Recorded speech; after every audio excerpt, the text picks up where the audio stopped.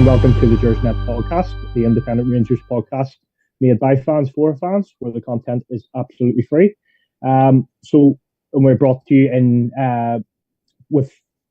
association with Forrest Precision Engineering. I'm your host tonight, Ben Harshaw, for the first time hosting here, so bear with me if there's a few hiccups, but we'd encourage you not just to watch and listen to the podcast. We also would encourage you to go to the Gersnet website and our forums for all your latest Rangers discussion. We're live tonight on YouTube, and we'll also be available on all of your podcast platforms, Spotify, and the likes. So we'd appreciate as well if you followed us and subscribed on YouTube and on those, and also on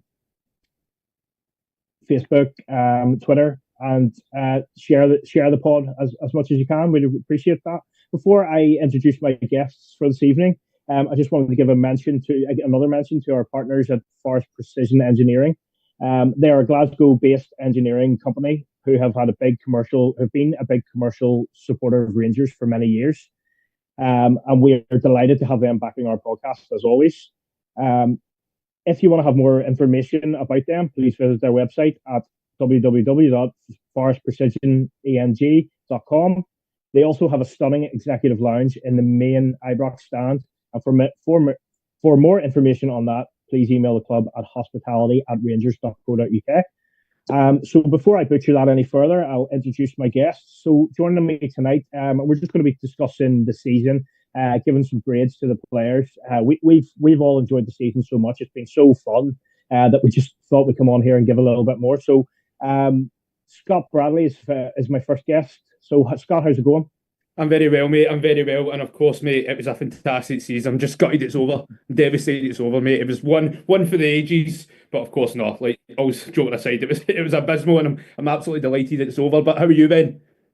Yes, I'm good, mate. I'm losing a battle to hay fever, but other than that, I'm okay. And I'm looking forward for some big changes at Rangers in the next few weeks. And of course, as well, it's sunny in Glasgow for a change, mate. I've got a wee tan, so I can't complain. Very good, very good. And also joining me tonight is Alan Rogers. Alan, we haven't been on a pod before. You've managed to avoid me up to this point, but your luck has run out. So how's it going? Yeah, good, thanks, mate. Good. I've got to say that was textbook hosting. Much better than the likes of Rab. So, well done for your first hosting gig. Cheers, mate. I appreciate that. Thank you very much. So what we're going to do tonight, just to sort of explain the format a little bit, is, and I'll start with you, Alan.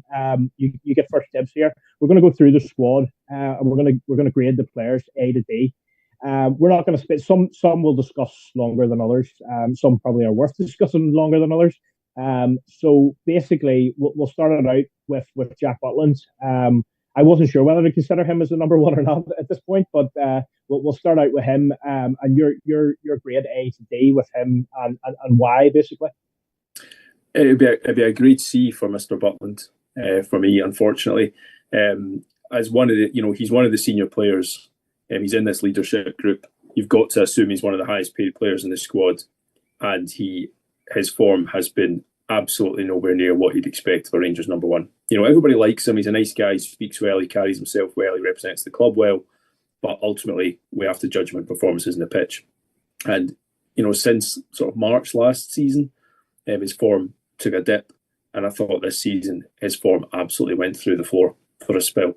It wouldn't be that long ago if you'd suggested to a Rangers fan that Jack Butland would be dropped for Liam Kelly based on form for a major European tie. People would say, no, absolutely not. But it's exactly what happened. And for someone like Butland, he needs to be one of the leaders in the team. He needs to be one of those guys, or any Rangers goalkeeper, to be honest, needs to be one of those guys that gives you 8 out of 10 every week without blinking. But for Butland, it's kind of the opposite of that. He's capable of some good saves. We saw at Old Trafford when he was busy, he made some good saves. But also in that very same game, he made his probably worst error of the season, punched it right into the net. And, given how well the team were doing, and it was a patchwork team, and it was a big game, and we're holding on, doing really well, for your goalkeeper to just chuck one in like that, it's just horrendous. And he's had a few clangers of that magnitude this season. So again, he did pull off some saves, but he's just not reliable between the sticks, unfortunately. And again, this, as we touched on right at the start, this season's been even worse than last season in terms of the squad as a whole. So I do think unfortunately, Butland has played a part in that by losing a few that were really, really not impressive. Yeah, no, I can't say I disagree with anything that you've said there, and that's what I would grade him as well. Scott, do you disagree in any way, or is that pretty much your feelings? No, I pretty much agree with Alan, but I'm going to be a bit more harsher. I'm going to give him a D. I think Jack Butland's been a car crash this season, and I don't think he's been the same player ever since that howler he made in the Scottish Cup final last season against Celtic. I really don't know what's been up with Butland this season, because last year we were counting Jack Butland to be in England squad. And I remember I interviewed Mark Walbert and asked him, I was like, do you think Butland's good enough to get an English squad? And he was like, yeah, absolutely, he's on fire right now. And then, of course, he had that big chance last season when Gareth Southgate came up for the Old Firm game and Jack Butland let in 3 goals. But yeah, I've been really disappointed with Butland this season. He's cost Rangers so many points. And as Alan touched on, that howler against Man United was criminal. And I think we all watched that Europa League final last night. Man United are a terrible, terrible team. And they struggled against our B team in that second half. And if we had a full team out there as bad as we are, we would have beat them. So yeah, we should have left Old Trafford with a point that night, but we never, because of Jack Butland.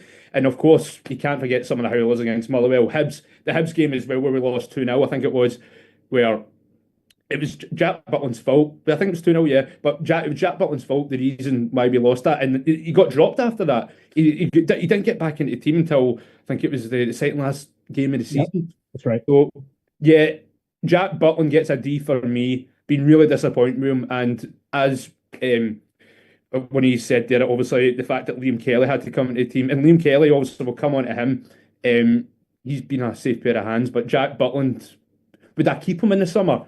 We'll come to that, right? We'll come to that. But if he was to go, I wouldn't be bothered, because he's got a year left in his contract, and we've seen it in the past where we've let some good players go for absolutely nothing. Seen that the other day with Yanis Hadji. We should have probably cashed in on him probably a year or two ago. But and it also as well the fact that Jack Butland last season, we were saying he's worth about 15-20 million. If he goes in the summer, we'll be lucky to get 2, in my opinion. But yeah, he gets a D for me. Fair enough. Yeah. I'd probably just go with a C myself. I think there was good moments in there, not enough of them and not consistent enough. But it's interesting you talk about that England call up. It seems that he just hasn't been the same player since he didn't get that.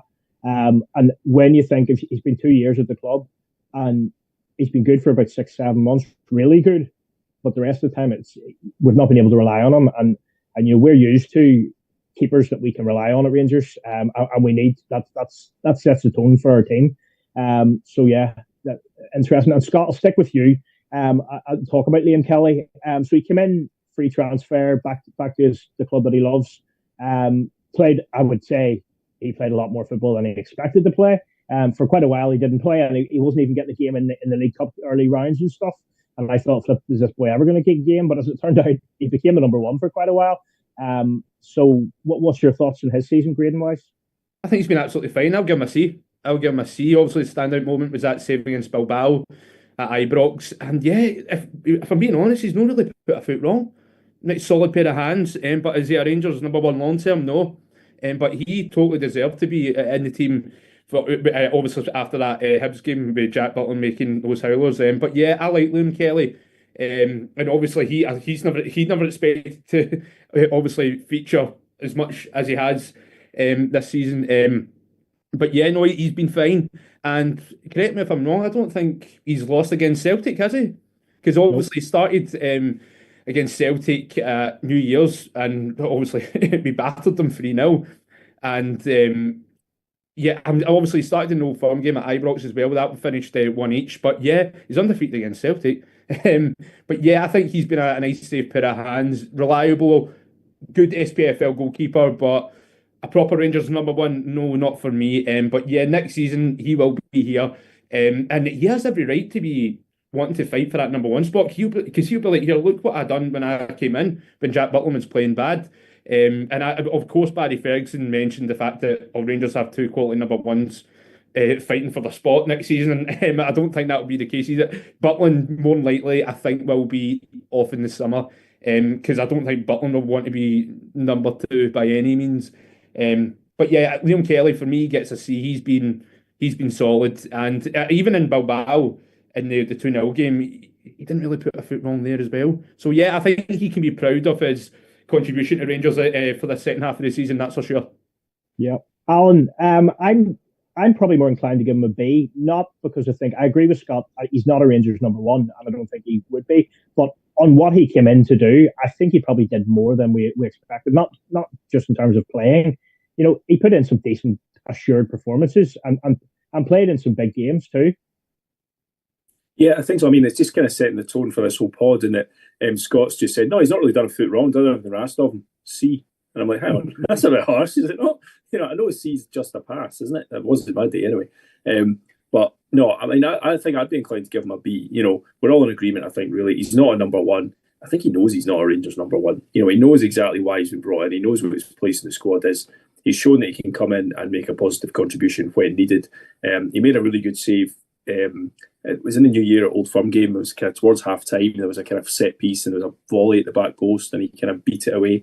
And it was his first real test in that game, and he kind of stood up to it. And obviously the Fenerbahce save as well was big for him. And as Scott said, I thought in Bilbao, I don't think we were massively in the game, if I'm honest, but that wasn't due to Liam Kelly.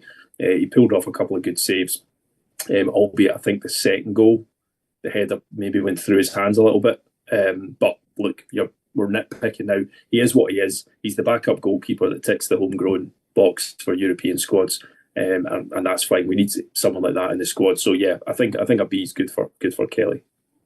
Fair enough. And then honorary mention to Mason Munn. We're not going to grade him; he hasn't played enough, but making his Rangers debut in this season, so well done to him.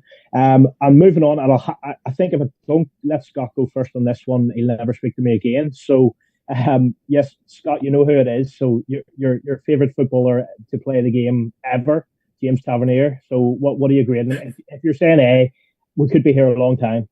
A+. I'm joking, obviously. I'm joking. No, I was just waiting to see your reaction to that. No, as you said, mate, I love James Tavernier. I think he's a phenomenal footballer. He's a Rangers legend, but of course, I don't want to just harp on about how much I love him too much because we've got only an hour or so. But yeah, honestly, I'll give Tav a C+. Yeah, I'll give Tav a C+. The first half of the season, I'll be honestly, I'm going to criticise him here, believe it or not. Shock. Scott Bradley's going to criticise James Tavernier. For the first half of the season, he was bad, really bad. And I think he was just short of confidence. That Celtic game, the 3-0 win at Parkhead, he had a disaster. Probably the worst I've ever seen James Tavernier. And that's when the criticism was really piling on him. And obviously we've seen that Rangers fan outside Ibrox getting right in his face, abusing him, which really disgusted me. And of course, remember the Motherwell game at Hampden Park where Tav is just all over the place, constant misplaced passes. He just looked like he did not want to be there. Then he got subbed off. And I think the tide started to change for James Tavernier was when he got dropped. He missed 2 or 3 games. Then he came back into the team, started playing well, and he was getting back to his old self again. And we've seen a kind of different Tavernier this season, where usually he's always playing right back, but this season we've actually seen him play as a centre half, and he's played in that role very well. I think one of his standout ones was against Manchester United at Old Trafford. That lovely ball to Dessers, that pitch perfect ball, which obviously set up for Dessers' goal.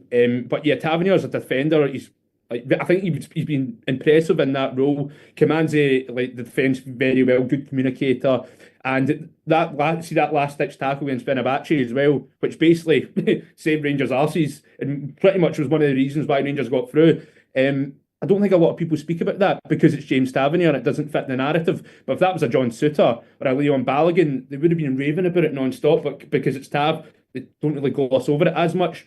But Tav, he's not had one of his better seasons. His numbers aren't as good as they have been. 5 goals, 12 assists. For Tav standards, not the best, but I think it's okay. But I think overall, Tav's had an okay season, but not a great one, but not a disastrous one. But in terms of, I'll just say this now while we're on Tav. Obviously, there's a lot of speculation about Tav. Is he leaving in the summer or whatever? He'll be here next season, and as he should be, right? And I'm not saying Tavernier should start week in, week out, right? Because he's going to be, I think, 34 this year. He shouldn't start week in, week out. I'm not saying that.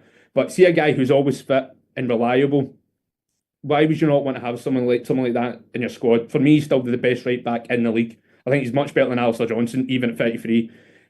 So I think Tavernier should be here next season. He deserves his testimonial. He's going to get that. I heard it's meant to be against Leeds, and I'll be delighted if he gets a proper send off, because I don't want him going out like this, like finishing his Rangers career like with only 3 trophies. I want him to get a couple more trophies, hopefully a league title next season. And then if that's going to be the end of his Rangers career, that's a perfect way to do it. But yeah, he deserves to be here next season, and I hope he is. So I'm giving him a C+. Okay, and that's all we have time for tonight. But no, it's I'm somewhere in between you. I'm not quite as much a fan as you are, but I'm certainly, I think the abuse he gets is far too much. And I agree. I think he should be there still. And I think now the fact that he is an option at centre back as well will mean that he will stay that next season. And so I'm pleased enough for that. C+, Alan, is there any advance on that, or is that? Again, I think Scott's a harsh marker here. I'd go for a B- for Tav. I think it's, in terms of since we came back up to the top flight, it probably has been his worst season, quote unquote. But I've got to say, see some of the players we've seen recently, Tav's worst season compared to them is still relatively good. I think you can see he's lost pace. Of course he has. He's 33 going on 34. It shouldn't be a shock to anybody. But as Scott says, even when he was dropped, I thought that did him the world of good. Because if you'll remember back to the summer, he was injured for a good chunk of pre-season. I mean, he missed a lot of pre-season and came straight back, and he didn't look fit. And we did the exact same thing last year with Goldson. Goldson came out and said he had 1 day training before the start of the league campaign. We put him right in. And again, he didn't look fit. So it's one of these things. I don't think he was fit at the start of the season, and he wasn't playing well, and he was correctly dropped. I think the rest did him good. He got himself fit. He got himself back in the team. And once he got back in the team, he performed well.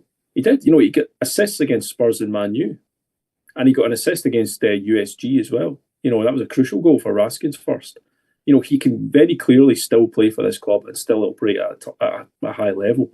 Even against Celtic, he's that for Diamandi's goal at Parkhead. That's Tav's pass that really makes that goal. He picks out Raskin beautifully in the box. But he won't get an assist for that, but you can still see he's making a positive contribution. So I think he gets a really hard time from a lot of people. Again, the guy approached that kind of puffer jacket vape goblin, approaching him outside Ibrox and shouting, "Who'll go off in his face?" I mean, an absolute disgrace. But a disgrace for any Rangers player to get that. But for a player that's given as much as Tav has, it's even more so.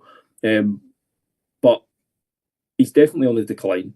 And it's a failure of the club that we don't have a right back that's coming in ready to replace him. It's supposed to be Sterling, but let's be honest, Sterling would get injured tackling the Sunday Times crossword, right? And we just can't rely on him. So Tav's having to play this role when he really should be slowly getting phased out. He can't play 40, 50 games a season at 33. He just can't. But he does, and he's fit, and he gives his best. And I've got to say, I thought across Bilbao up against Williams, I thought he played him excellently. I thought he really did. He didn't get by him once. When you consider the pace he's up against and the pace that Tav's lost, it was his reading of the game and his positioning that really, really got it for him. Now, okay, we accept the last 10 minutes, he get caught in behind. Again, I'm not really going to criticise a player for getting caught in behind by one of the best players at the Euros last summer. I'm really not. It was a good cross and a good run. It happens. And when you think of the centre-half performances he put in against the goal saving against Fenerbahce, again, Old Trafford, it was his reading of the game that was impressive. He wasn't using his pace. He wasn't putting in crosses. It was his reading of the game, his positioning, just picking up the ball. He did really, really well. And I expect Tav to stay next season as well. I wonder if he can be the sort of Balogun role next season, not playing too many games, but coming in just as a steady head, just to settle the defence and just calm them down. It always annoys me, the only teammate of Tav's that's ever criticised him is Joey Barton. And that says it all. Nobody pays attention to what Joey Barton says. So as much as the fans getting Tav's back, I don't really care who the captain is, right? I don't think it makes a difference at all. But for all the teammates that have come through that, they all say he's brilliant in the dressing room. And to be blunt, that's what players and managers value. They don't really listen to the fans in that sense, especially not the kind of slightly odd Rangers fans that think the captain's armbands get kind of magic powers. It doesn't really matter. He's been an excellent captain for Rangers over the piece. He's been the most consistent Rangers captain in a European sense in my lifetime. He very, very rarely got the run around in Europe, which, more decorated captains cannot say the same. Yeah. And to perform at that level as consistently as he has done is excellent. But yes, this has to be his last season. And it's imperative that the club bring in a right back this summer that can really, really push his spot. Ideally be the first choice, and Tav can play, 20, 25, 30 games next season. He can still contribute. There's no question about that, because the man deserves to go out on a high. He really does. And I think it's one of those, sorry, we're running out of time already, but, everyone was sad when Balogun left. And everyone said, I'd have kept him. Great voice in the dressing room, great influence in the dressing room. Why does Tav not get that praise? Because everyone says the same thing about him. It's weird how the fans perceive certain players. But, look, he's been a brilliant player for Rangers, and I want him to go out in a high. So I hope he does stay this season. He'll have a reduced role, and I hope he can go out lifting some silverware, because he's definitely still capable. At the end of the day, we play in the SPFL. Of course he's good enough to continue playing at that level. Yeah, no, that's fair. I think he can play an important role now in this new club as we're trying to be. This new regime, new manager. I know. I just realised when I said that. But I think he can bridge that. If we're going to have such a transition in squad, which we've been trying to do over the past few years, I think he can uphold standards and things. And I think he has an important role. And I think, as Scott says, he deserves to go out better than what it would be if he was to leave right now. So, Alan, sticking with you, and we'll not spend much time on him, but you mentioned him there, the lesser spot of Dujon Sterling. Very hard to grade him, really, considering he's never on the park, but I suppose you have to take that into consideration. Yeah, you do, sadly. And everyone can see that Sterling's got assets, and when he's been on the pitch, he's had some really good games. I think he started at right back. Tav was dropped. I think he started right back in Nice, I think. He set up one of the goals, and he had a good game, and he's physical and he's athletic, but he's also completely unreliable. And I hate saying it, because he's, again, seemingly he's a good guy to have around, and he speaks well, and he's the kind of presence we need at the back that we lack. But he's been here 2 seasons now, and he must have missed 60% of those 2 seasons. We shouldn't speculate, I suppose, but the injury he got against Bilbao, you could see his leg was kind of dangling, and the suggestion was it was like a ruptured Achilles. If that's what it genuinely is, I mean, he's missing the whole of pre-season. It'll be October, November before he's back, and that's him again. And then when will he get fully fit? January, and then it just becomes a bit of a lost cause. But ultimately, look, nobody's going to buy him whilst he's injured. We've renewed his contract, which I thought was odd.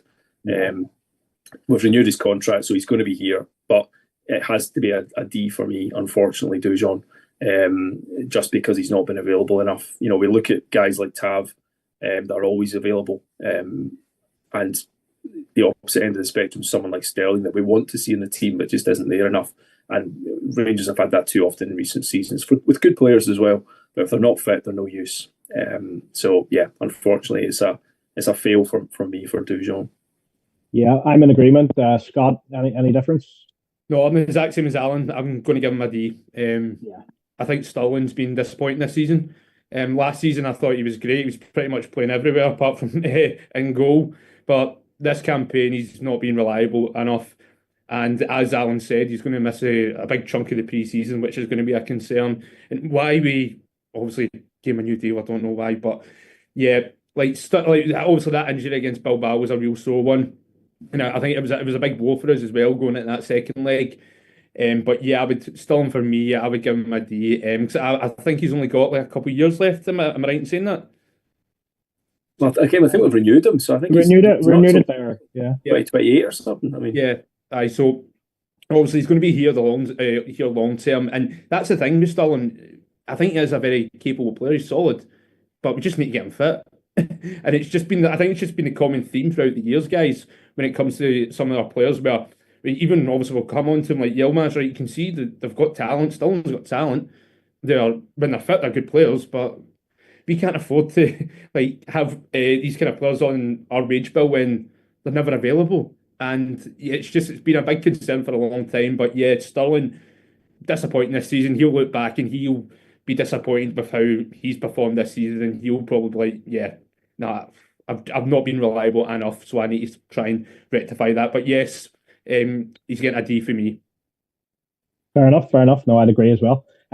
So I did promise Frankie that we'd have this spot over by start of pre-season. So what we're going to do is from now on, we'll do a turnabout on a player, and if you do have any major difference, feel free to chip in and say. Fair enough, yeah.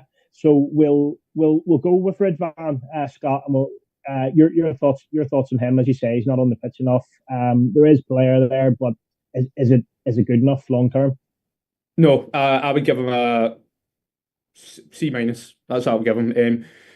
I think he's been a massive disappointment. If I'm being honest, Ben, we spent £5 million on him. I thought I had high hopes of the guy, but he's just never fit. And I think people were getting way too excited that Old Firm game where we won 3-0. He was playing right back, and people were saying, "Oh, he needs to be the new right back going forward." Yeah, he dropped Tab, played Yilmaz there. He had a one-off good game there. And then after that, anytime he's played right back, he's been a total car crash. So, no, Yilmaz, I would like to part company with him in the summer. It has to be done. He's been here, I think, 3 years too long. So, yeah, C minus needs to go. Yeah, Alan, no difference, really? Yeah, I'd agree with that. I just don't. It's not really worked for him. It's not a move that's worked out. Injuries have played their part. Yeah, I thought he had a really good game against Spurs. He's playing left wing with Jefty behind him. He did have a good game. Again, there's a capable player there, but investing in a young Turkish international, it's just not worked.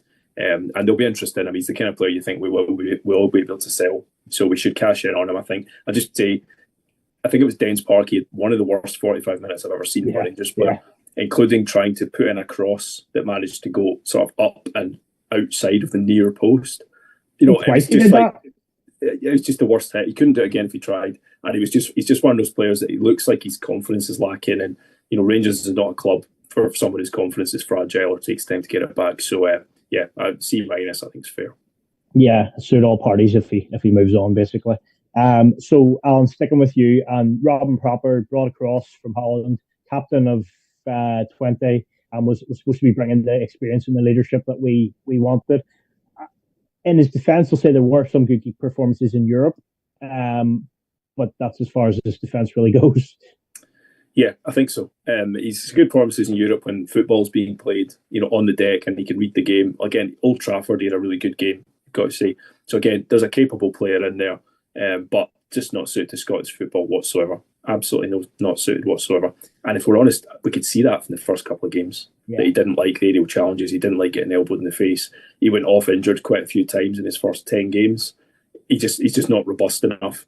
It's just not worked out. Again, it's a failure of the club's scouting that you've kind of sold Lammers to 20 and kind of probably done a wee swap with a captain who's sort of older than Goldson, who he was replacing, and not as good. And it was just a disaster of a transfer, if we're honest, just based on his attributes. It was never going to work out. I think it was the old coach we had under Clement that kind of knew him and recommended him and knew about his contract release clause, and it was probably a bit of a kind of quickie deal. It's not worked out. I've absolutely no doubt he'll be moved on in the summer. Hopefully we don't take a loss on him. But yeah, that's not going to work out. I'll give him a C minus again. It's not like he doesn't try, and he has had some good moments, but it's just not going to work. Yeah, fair enough. And he has that Old Firm goal, which gets him above a D for me. But yeah, Scott, Clinton Msiala, first season as a professional footballer. There's been certainly some raw moments in there, but he has shown promise. What about you? What's your thoughts? I'm not going to be too harsh because he is a young lad, right? I'm going to give him a C minus. Because obviously, you see when you watch him, sometimes you can be like, yeah, there's some potential there. But yeah, he has made one or two errors. And obviously, that game against Kilmarnock, where he got subbed off in the first half.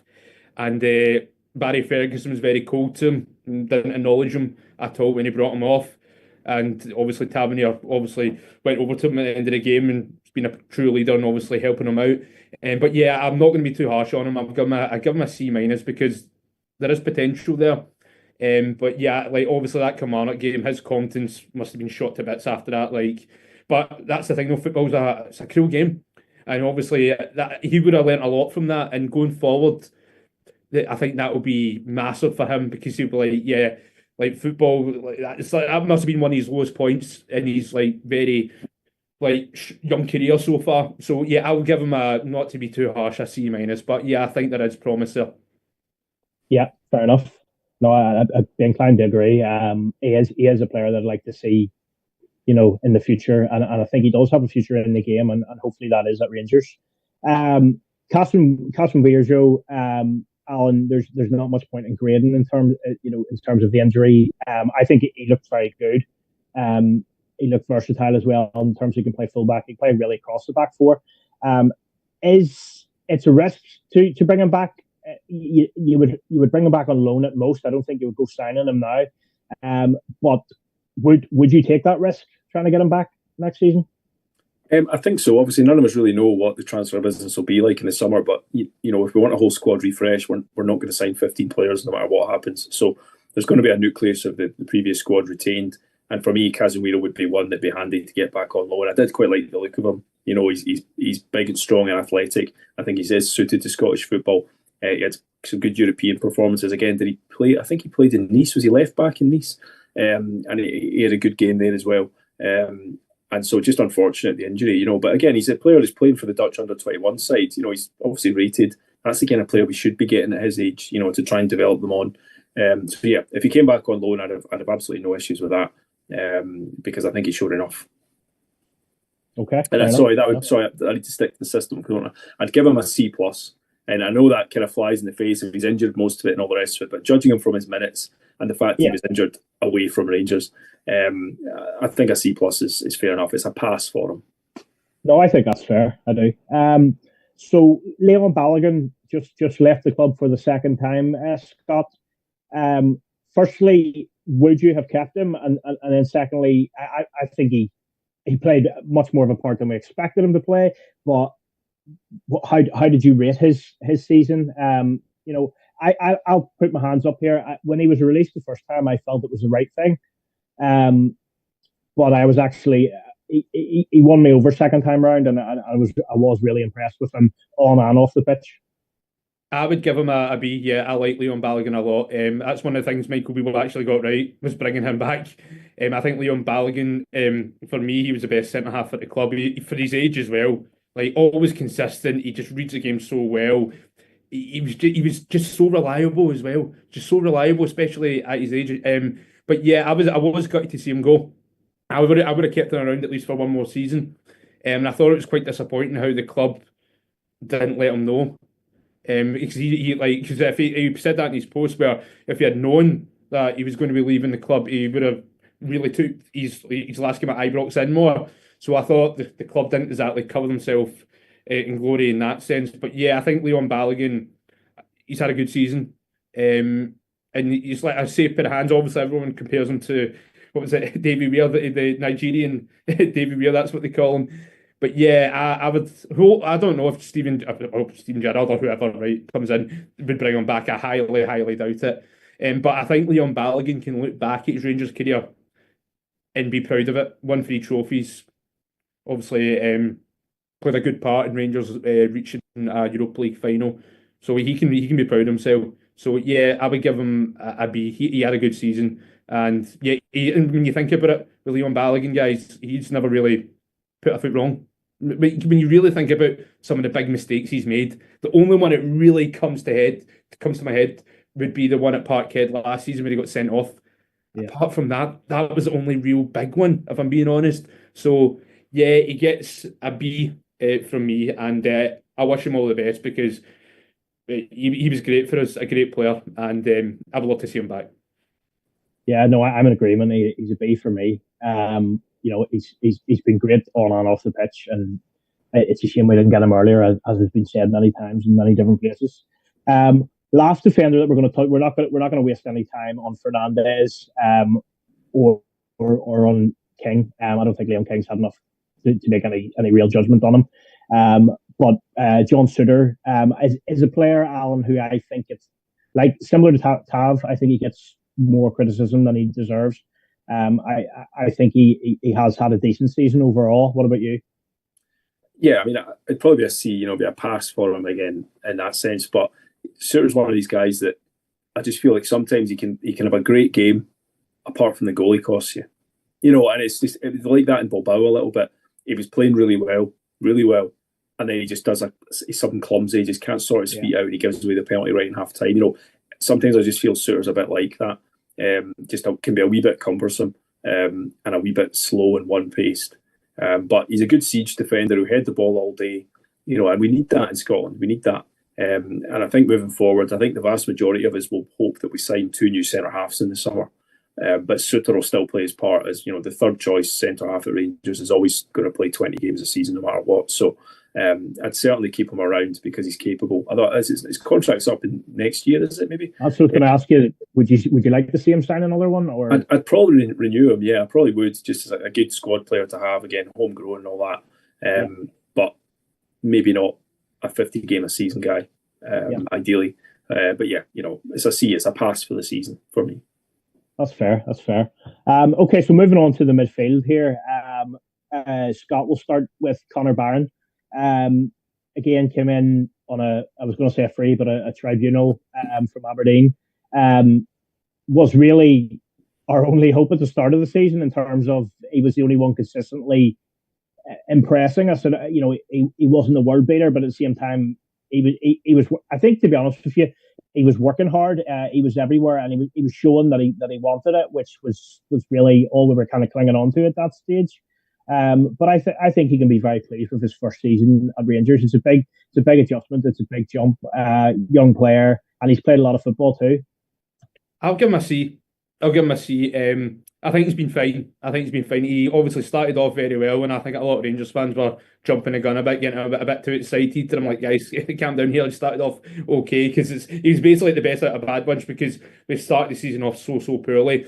But yeah, that's the thing with Conor Barron. He works his socks off in that midfield. Like, he just never stops running. His work rate is just tremendous. He obviously is young. And I thought, I obviously agreed with the signing at the time, and I would like to see him here next season because he's Scottish, he's 22 years old, he's still got tons of development to do in his game. And yeah, I think he can look back and be proud of how he done this season. And I think, obviously, right now, should he be starting week in, week out? Absolutely not, right? But right now, he's at that stage where he's a squad player, right? It reminds me, like, Conor Barron's a much better player, right? But it reminds me a bit like Jason Holt when we had Jason Holt in the Championship, if you remember, where Jason Holt would just his engine was unbelievable, just non-stop running. He would cover every bit of the pitch. It was unbelievable.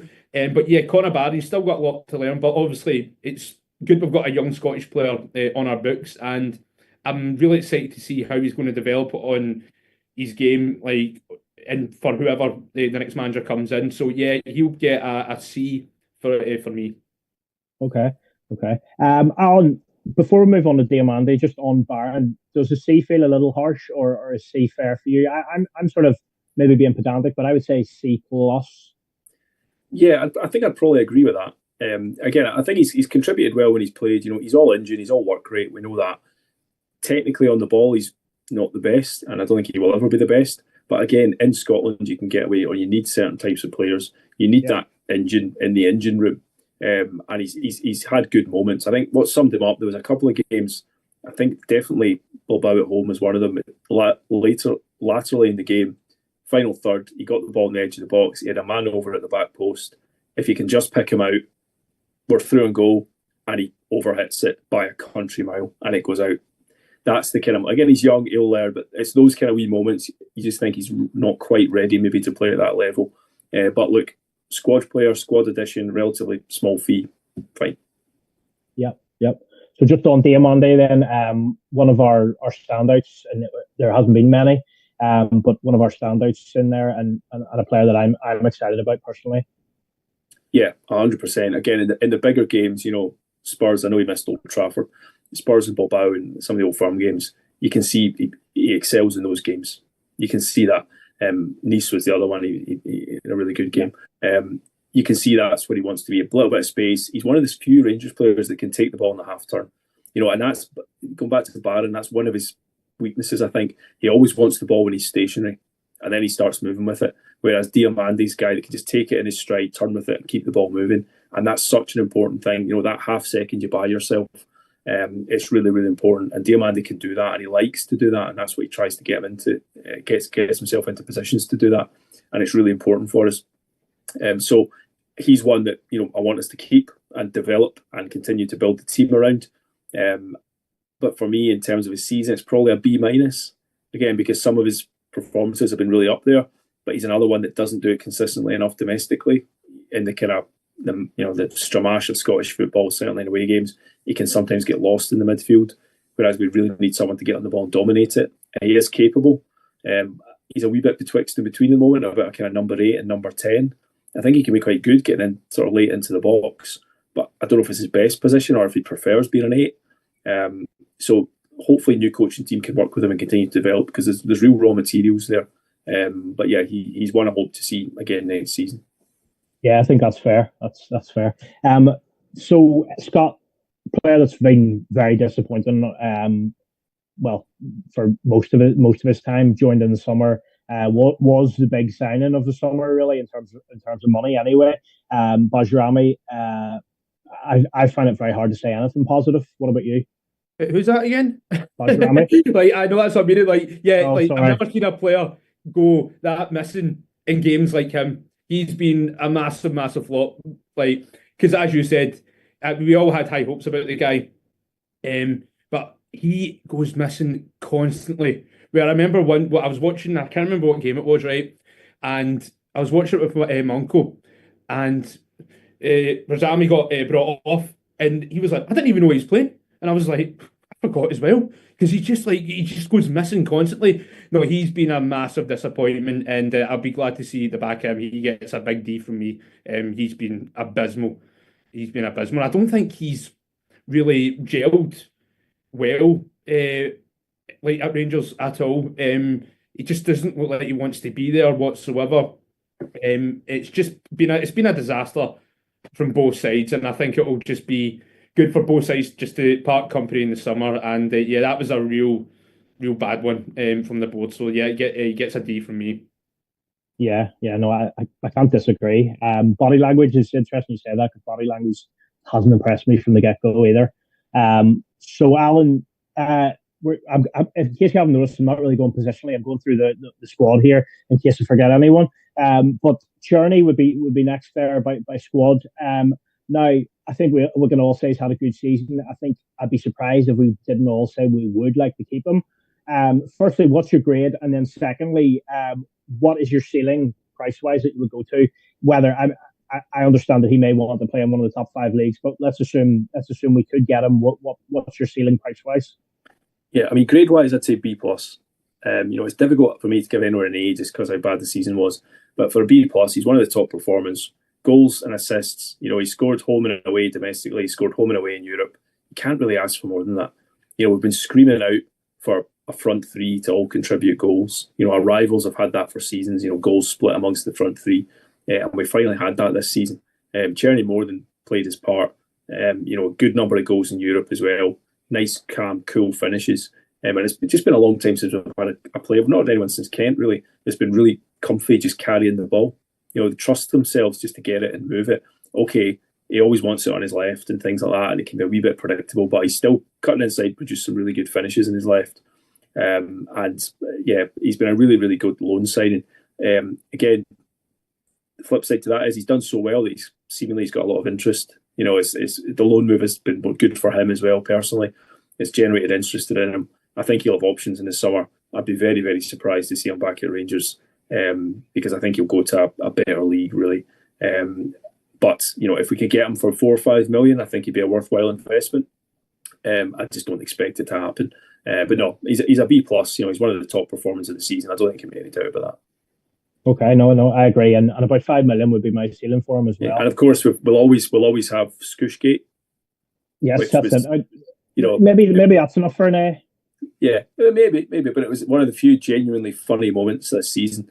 Not in terms of the Skush, but more in terms of the reaction. The reaction, and of course the police getting involved, which was peak Scottish football.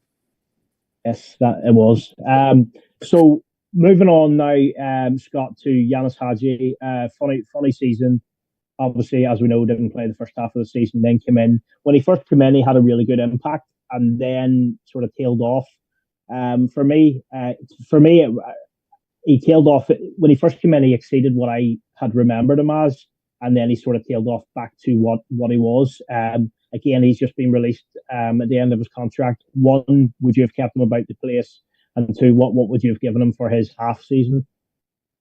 I'll give him a C.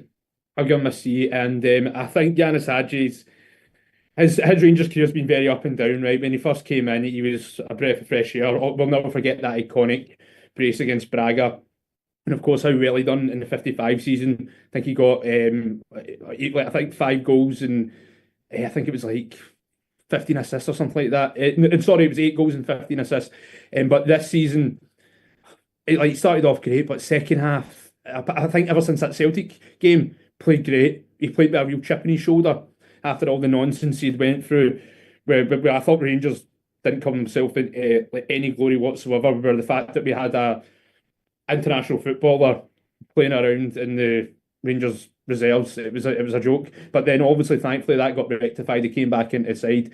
But ever since that Celtic game, the 3-0 one, he kind of, as you said, he kind of tailed off a bit.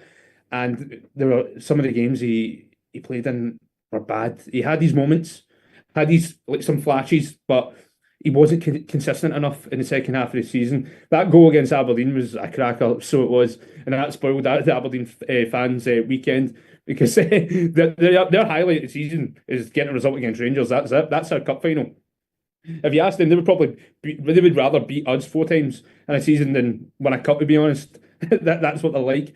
But yeah, for me personally, I've always had like a on and off relationship with Hadji, and I've always had like a soft spot for him. But I personally, I don't think it'll be all that popular, but I would have kept him around.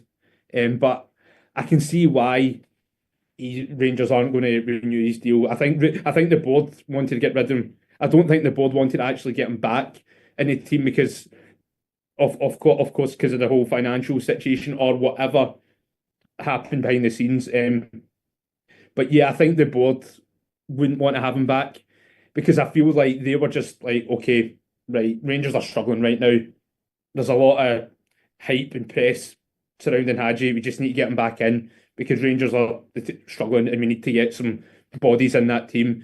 So yeah, me personally, I think I would have kept him around, but I don't think he'll be back. But I think overall he can look back at his Rangers career with fondness, but there were some real low points where he was never, if we're being honest, he was never the same player when he got injured in that Europa League season where we made the final. He was never the same player. And then obviously when Michael Beale came in, he got put out on loan. So yeah, he's had it hard, but he loved Rangers. He absolutely loved it. And I think if you offered him to stay, I think he would have. And that's one thing I don't think anyone can fault him for is 2 things. He loves the club, and anytime he wore that jersey, he gave it his all, even if he had a stinker. But I would give him a C. Yeah, no, I'd agree with that. I think would I have kept him about? I'd have kept him about, but probably not on the money that he's been on. And I'm not sure that he necessarily would have taken a pay cut to stay. I don't know that. But yeah, so I think it probably makes sense for him to move on. Alan, I'll give you the last 2 midfielders here quickly. A quick one on we'll not do McCausland or Rice. I think McCausland's regressed this season. I think he needs to go out on loan next season and get some regular first team football, and then we'll kind of see where he is. I think Rice probably. I think it's unfair to give him a grade, but I've certainly been very encouraged, and I think this has been a very useful end of the season for him. I would have liked to probably seen him a little bit more than we did. But there's certainly a player there, and it's certainly somebody I want to see feature a little bit more next season. But the last 2, quick Tom Lawrence, again, just released. The right decision had to happen, and we just injuries have dictated his time at the club. And then the last one is our player of the season, Nico Raskin. You gave a B+ to Journey. Any advance on that, or are they sort of on a par for you, Alan? No, Raskin a B+ for me. Again, he's one of those guys. Start of the season, he wasn't in the team, and everyone was kind of thinking, just let him go, sell him, whatever. And I thought it was interesting because he gave an interview the other day, and he was asked about about his form, and he basically said, "Well, look, it's my first proper run in the team," and he's right. He's been here a good couple of years now, but he's never had that sort of first choice every single week. He's played his way into the team, and he's really impressed. So no, Raskin's a B+ for me.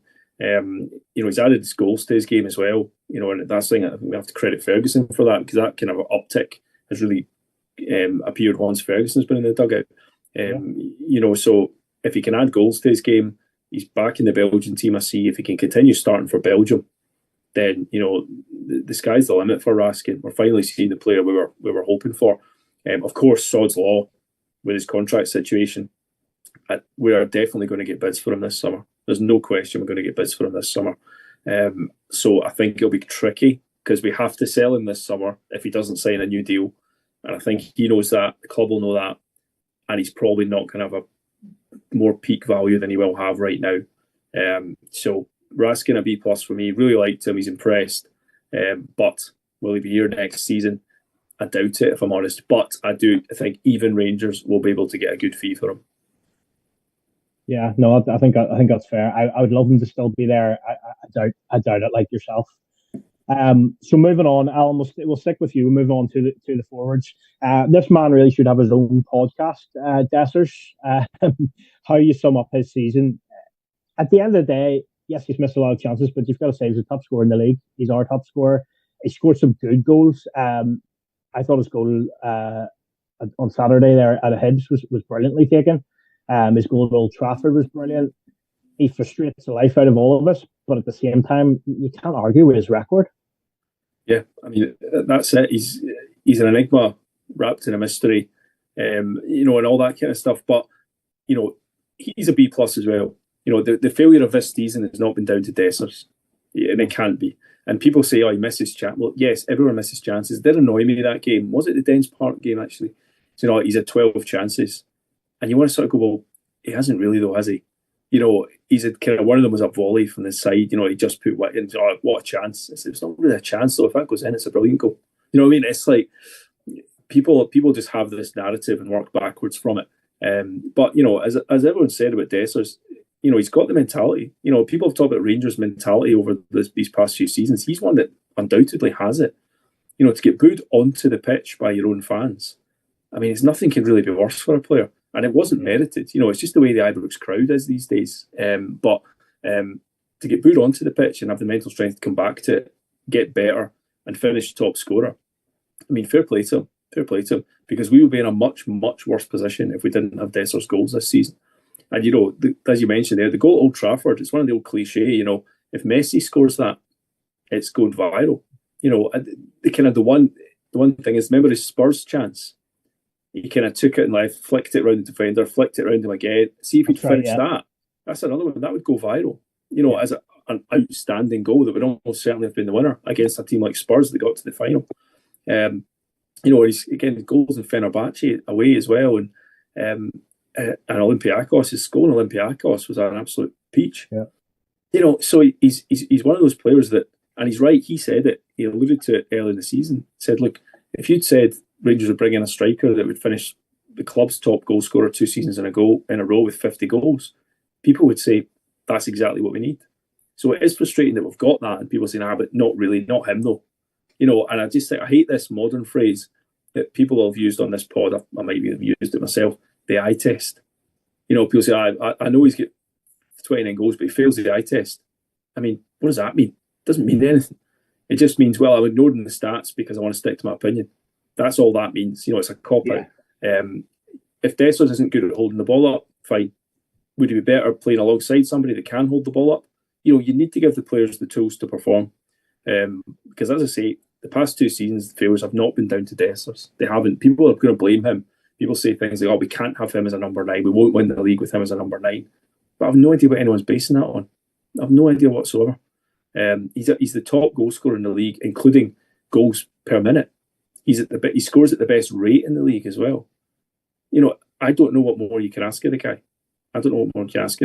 Now, must caveat by that to say, see if we got offered 4 or 5 million for him in the summer, I would be taking it. Just take the money back and reinvest it in someone younger, and all the rest of it.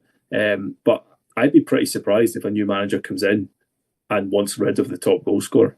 I'd be pretty surprised if any manager wants to take that risk, because it's exactly the same as the arguments you had about Goldson and Barisic and guys like that. Okay, these guys at the end of their Rangers career might only have been contributing a 5 out of 10, but there's no point in replacing them with somebody that's going to give you a 2 out of 10. So if we've got a better goal scorer than Dessers lined up, someone that can guarantee us 25 plus goals a season, great. Do we have that? I remain to be convinced. And unless we do, there's no point selling him on, unless you get a bid you just cannot turn down.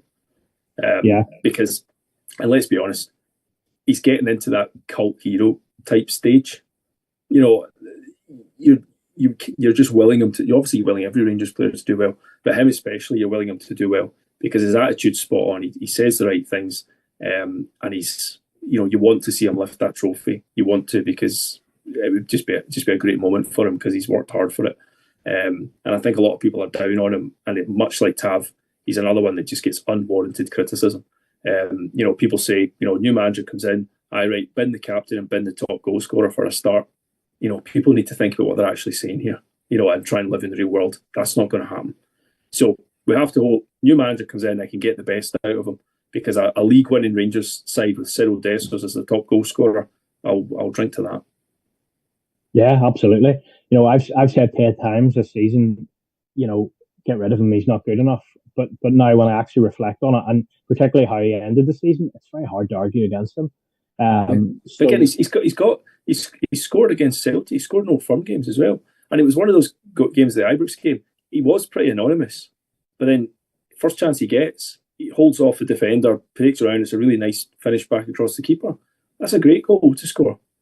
And he's unlucky. He should have more goals against Celtic if certain officials hadn't stepped in. So he's capable of stepping up in the big games. Okay, he's going to miss the occasional chance, to put it mildly. He's going to have the odds absolute blooper where he looks easier to score. There was one in Nice this season that would have made it 5-1, I remember, and he missed from almost under the crossbar. And it's like, but again, that can happen to every player. It can happen to every player. Kevin De Bruyne do that the other night. So, exactly, it just happens. But for some reason against Dessers, it's used to define him, and that's not fair. So yeah, B plus for Big Cyril, and I would have no issues if he's here next season with hopefully another striker to help him out. Yep, no, fair. Scott, the final two players here that we're going to look at, I'll give to you, and then we'll finish up by talking about some manager speculation. But the final two strikers that we're going to talk about, Scott, are obviously Danilo and then Hamza. So Danilo starting out first. He has actually scored some important goals, like coming off the bench in the cup final and getting us straight back into the game. But overall, the season, I don't know, it just didn't seem to work with him and Barry. And again, Barry sort of alluded to that not only him, but that he could have worked harder perhaps in training. So obviously that's not a great reflection of him. Do you think he has a future with Rangers? And what would you grade? Again, injuries is like with so many others is a big factor. But what would you grade his season? I'll give him a C minus. Ben. I think Danilo's been another one that's been disappointing. Of course, he scored some key goals this season.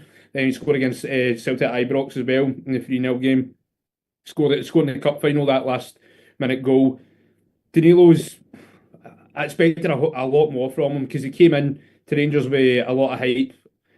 We spent, I think, about £5.5 million on him. Big money. And I think everyone was expecting Dessers. Obviously, Dessers has done really well. I agree with everything Alan said about him there. I like Dessers a lot now. My opinion's changed on him. But obviously, on Danilo, though, it's not worked out. Injuries. So that's what I was saying earlier on. Injuries have been like a common theme for this Rangers team for a number of years now. And Danilo's obviously been a victim of that. Obviously, as you said, Barry Ferguson and him didn't get on well. And I like the fact that Ferguson is calling this out, where it's like, yeah, if you're not training well, you're not getting in my team. And it does make you wonder, though, how bad of a trainer Danilo's been. How long has this been going on for? So yeah, I think Danilo. I think it was a Fenerbahce game where Danilo was meant to come on, and Barry was like, "No, sit back down." Then Danilo started to obviously he punched the dugout. But obviously, I like the fact Danilo done that because it kind of showed that he cared. But he's probably been on the phone to his agent, but being like, "Yeah, just get him out of here. It's not working out." But obviously, we're going to take a loss in Danilo. There's no way we're going to make that back. I think we could probably get maybe 2-3 million if we're lucky for him, if I'm being honest, just due to the fact he's not played a lot over the last couple of years since he's joined us. But yeah, I would like to see him go in the summer, and I think it will happen. Igaman, I would actually give him, considering the fact this is his first season playing professional football, I'll give him a B plus. I think Igaman has been tremendous, and I think it's been a joy to watch. Because I think, as we all know nowadays, footballers are like robots because everyone's trying to copy Pep, and it's so frustrating. But Igaman's like a good throwback to a footballer that just let him go out there and express himself. Like, look at some of the beautiful goals he scored this season. The goal against Spurs, the beautiful goal at Parkhead to get that victory. That goal against Aberdeen, that was phenomenal. That volley was sensational. For me, that should have been goal of the season. Honestly, that's not me being biased. That was tremendous. So Igaman, for his first season playing professional football, gets a B plus from me. And that's the thing in the summer, guys. He's going to be in demand. He's going to be in demand. Obviously, there was talk of him going in January, but thankfully that never happened. But if we get a good offer for Igaman, we need to accept it. We need to accept it because, as we all know, our player training model over the years has been a joke. Like, Celtic's one's been tremendous, and we are way behind when it comes to that. So, yeah, as Alan was saying earlier on, in terms of asking, if we get a good offer, we need to accept it. We're in no position to be knocking clubs back because we can't make the same mistake with Morelos, Kent, and even Hadji. So, Igaman, if we get a good offer, for example, 15 million, I don't think I'm going over the top and saying that, just due to the fact he's young and he scored 16 goals in his first season.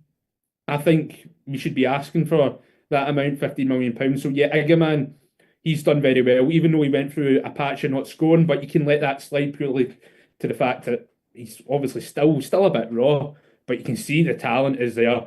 And I've seen a good few years' time, I think he'll be banging goals in one of the top 5 leagues in Europe 110%. So, yeah, he's been very impressive this season. Yeah, I'd agree with you. I mean, I think he plays carefree, you know, it just looks like he's enjoying himself at times. The one thing I'd say on him, well, the two things that I would say on him is that I think he would benefit from staying with us for another year and growing. And the other thing is I want to see him playing through the middle. You know, I really think we will get the best out of him by that. And I understand obviously if Desser's there too, but whether the two of them are combining or playing off each other, and obviously I hope somebody else comes in. But I don't think you get half as much out of him when he's playing off the left, and I don't think he seems to enjoy it as much either. Alan, I could be wrong here, but I have a feeling that I should say, forgot one player. Correct me if I'm wrong, but did we talk about Jeffrey? No, no, I don't think we did actually. So I did forget him. So we will just finish off with him. The man that supposedly Chelsea were interested in, I personally can't believe that they're interested in him at the price that was quoted.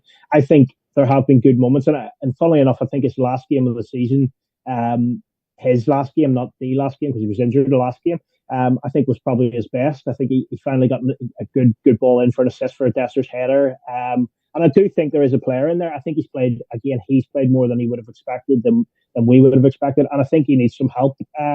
But I do think there's a player. What are your thoughts? Yeah, more or less that. You know, he's 2021. You know, he won't have expected to play 50 games in a season. He just won't have.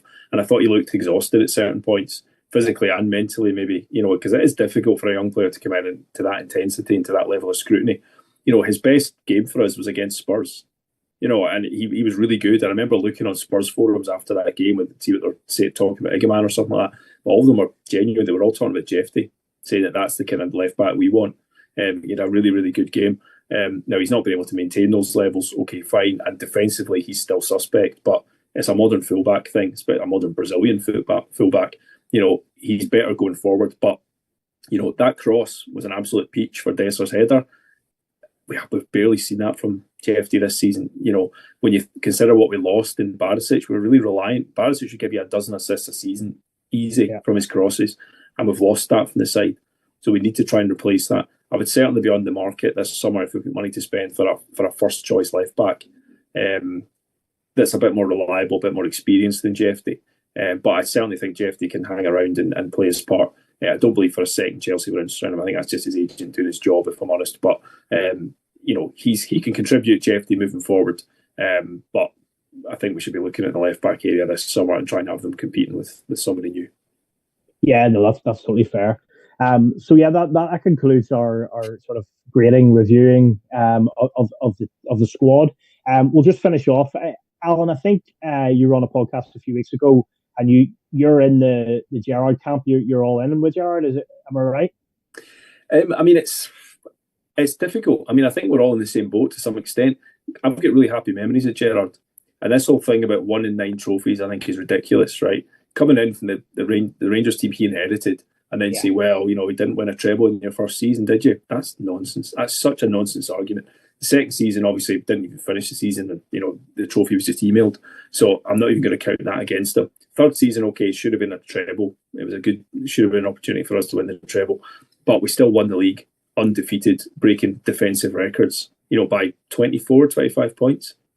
That was an outstanding achievement. From where he was, from what he inherited, to that within 3 seasons was brilliant. And then, what I admire most, obviously we want trophies, right? Because we're in a unique position. If we don't win the trophies, we know who's going to win them, right? And that's horrible. But if you offer me, do you want Betfred Cups or do you want European quarterfinals? I'm going to say I want European quarterfinals, right? So we came in, we've been pumped out of Europe by Progress, the 4th best team in Luxembourg. UEFA rankings had us about 260th, 270th.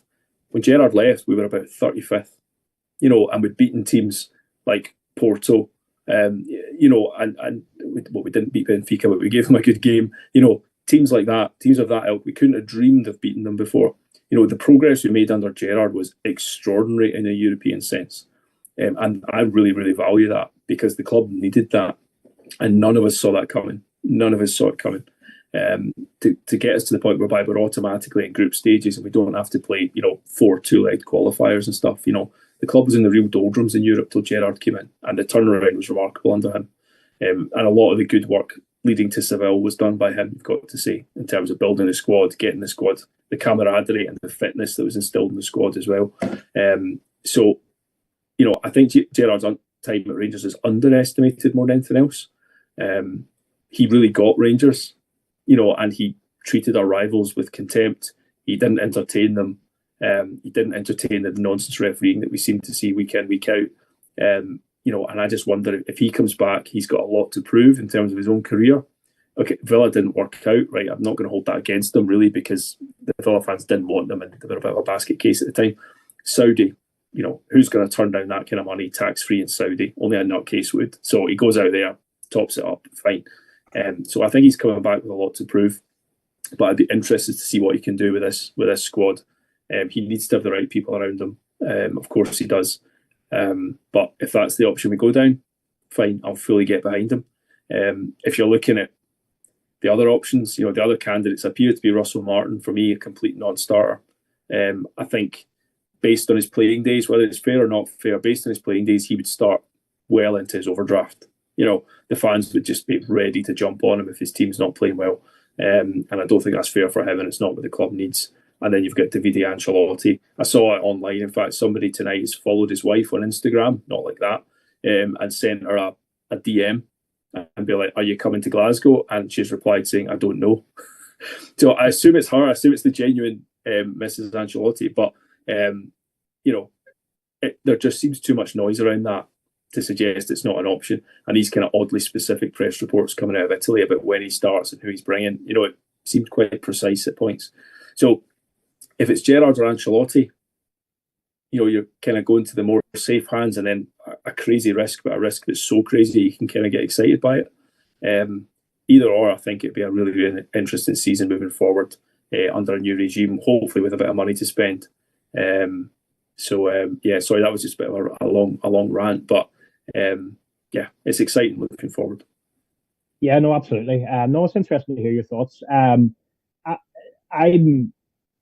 I'm sort of I look back on the Gerrard era fondly too, but I see it as the past, and I'm just a little bit uncomfortable. I want to see us sort of thinking outside the box, and moving forward. I'm just not convinced. Obviously, if he gets a job, I'm fully behind him. But Scott, I know that you're very much on the Gerrard train. So convince me here. Take a couple of minutes and convince me.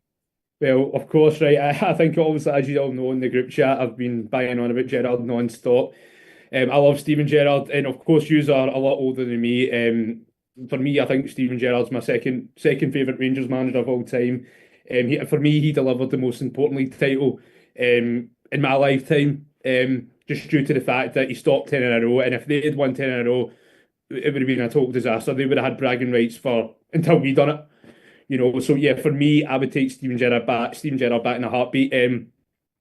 Like I've been going on about him non-stop on Twitter, because I think he's what Rangers need right now. Of course, I can understand why some Rangers fans might be a bit annoyed about how he left and whatnot, but I think they need to probably get over themselves, right? I was gutted when Gerrard left. Everyone was gutted when he left. But what the job he done at Rangers was tremendous. As Alan said, I think he perfectly summed it up, where Gerrard inherited a complete shambles. Obviously in his first season, qualified for Europe, right? Of course, Rangers didn't get out the group, but that was progress. No pun intended, right? Because we got knocked out from progress previous season, but we got into Europe and that was massive. Then, of course, Rangers beat Celtic that season as well. I think it was we beat them a couple of times, if memory serves me right, at Ibrox twice. I 1-0 and 2-0. So, yeah, that was more progression. And obviously, in his second season, Rangers done well in terms of Europe, but second half of the season was not good. But in terms of some of the signings that Gerrard's made at Rangers, he's got a proven track record when it comes to that. Like, he brought in the likes of Joe Aribo, Glenn Kamara, Calvin Bassey, players that went on for big money. It helped with Nathan Patterson's development. He went for big money, £16 million. And as Alan said as well, he built a team that reached a European final, which was really impressive. And see that the season Rangers won 55. Remember how good the brand of football was? It was phenomenal. And that's one thing with Gerrard. He's got a very good eye for a player.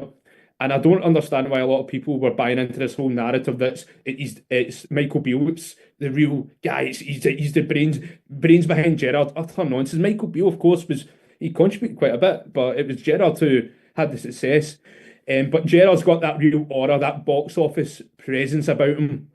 And as Alan said as well, he takes absolute no nonsense. He gets Rangers. He's got that winning mentality. And for me, I'll take him back in a heartbeat. And also, he knows how to beat Celtic. In his last 7 Old Firm games, he's been undefeated. His Old Firm record's really good when you think about it, considering the fact that he's only been here.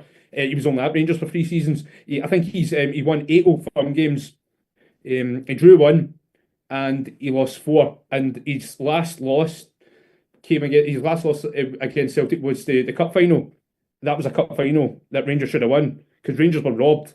Obviously, because I think it was Julian got that goal, which was clearly offside. And Rangers battered them. That game absolutely battered them. And of course, Morelos missed a penalty as well. So Rangers were unlucky. And yeah, for me, I want him. I've got my heart set on it. And obviously, talking about Davide Ancelotti, I'm not against it, right? Like obviously, last week when the news broke regarding Ancelotti, a lot of people were like going mental about it. Like, no, why are we getting him? He's a coach, blah blah blah. Like, and I'm like, no, like let's take a step back a bit, right? It's not like Rangers are interested in some random assistant. We're interested in Real Madrid's assistant, right? This is a guy who's say what you want, right? Oh, he's only there because he's dad, right? I don't buy into that narrative. Of course, he got a chance because he's dad, right? But really think an elite level manager like Carlo Ancelotti would keep his son around as his number 2. If he was a dud, not a chance, right? And obviously, see Davide Ancelotti, if he was to be the manager, obviously not against it. It'd be an interesting appointment. It could be a genius move or it could be a complete disaster. Only time will tell. But see the Rangers job, it won't faze him because Ancelotti's worked with some of the best players in the world. He's worked at the biggest club in the world in Real Madrid. Real Madrid is a ruthless club to work for. Their fans are so impatient. They want success just like that. Like Ancelotti, obviously he's leaving. He's left now to go to Brazil, and he won the Champions League last season. and he obviously is out the door now. But see Ancelotti, he's been his dad's number 2 for about 9 years. At Napoli, at Everton, and obviously Real Madrid. And Ancelotti, his son, like Davide Ancelotti, has helped Real Madrid win 10 trophies in 4 seasons, right? And his dad sings his praises. Because I think, if memory serves me right, last season when Real Madrid made the Champions League final.